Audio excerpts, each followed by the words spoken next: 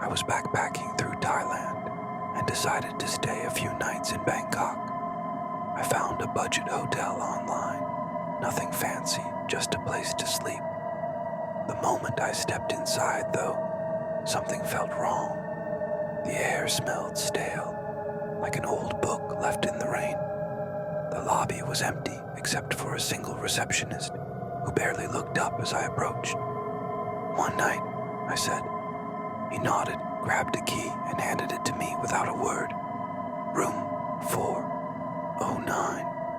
The elevator ride up was slow, the kind that shudders between floors like it's struggling to move. When I finally reached the 4th floor, the hallway was eerily quiet. The lights flickered slightly, but it was when I unlocked my door that the real dread began. The room was odd. The furniture was old and mismatched, as if taken from different places. A large mirror faced the bed directly, and the worst part, there were no windows. It gave me a sense of being trapped. I shrugged it off. It was just a cheap hotel, right? Not every room could have a view. I tossed my bag on the bed, turned on the TV, and tried to relax. But even as I scrolled through my phone, I couldn't shake the feeling that something was off, like I was being watched. By midnight, I was lying in bed with the TV still on, letting the noise distract me.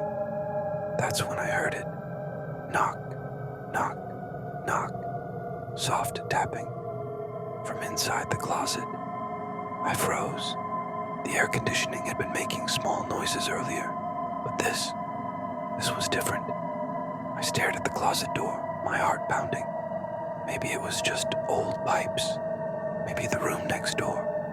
I turned up the volume on the TV and ignored it. Big mistake. At 3 a.m., I woke up, gasping for air. It felt like something was pressing down on my chest. Sleep paralysis. I tried to move, but my body wouldn't respond. And then, I saw it. In the mirror, a dark silhouette stood in the reflection. Tall, thin, with long, tangled hair hanging over its face. But here's the thing. I could see her in the mirror. But when I looked at the room itself, there was no one there. Yet in the reflection, she tilted her head, like she knew I was watching. My breath turned ice cold. I tried to move, tried to scream. Nothing. Then, I felt it. A soft breath against my ear, and a voice whispering in Thai. "Get out, get out, get out." The closet door creaked open. My body finally broke free from the paralysis, and I shot up in bed. But the moment I did, bang, the closet door slammed shut on its own. I grabbed my phone and turned on the flashlight, my hands shaking. Nothing was there, but I knew I wasn't alone. I didn't go back to sleep. I sat in bed, clutching my phone, watching the mirror. The room felt colder, like something was still here. Then, I noticed a shadow in the corner. It didn't move. It just stood there. I was done. I jumped out of bed, grabbed my bag, and bolted for the door. I ran downstairs, breathless. The receptionist barely blinked when he saw me. Before I could even explain, he sighed. "Room 409. Again. He didn't ask what happened. He just gave me another key, like this had happened before. I didn't ask any questions.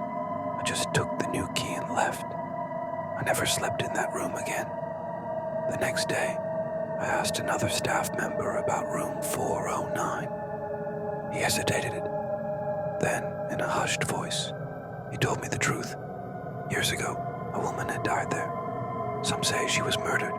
Others say she took her own life. But one thing was certain. Guests who stayed in room 409 always saw her. In the mirror. At 3 a.m. I left Bangkok a few days later. But sometimes, even now, I think about her. Was she trying to scare me? Or was she warning me to leave? What do you think?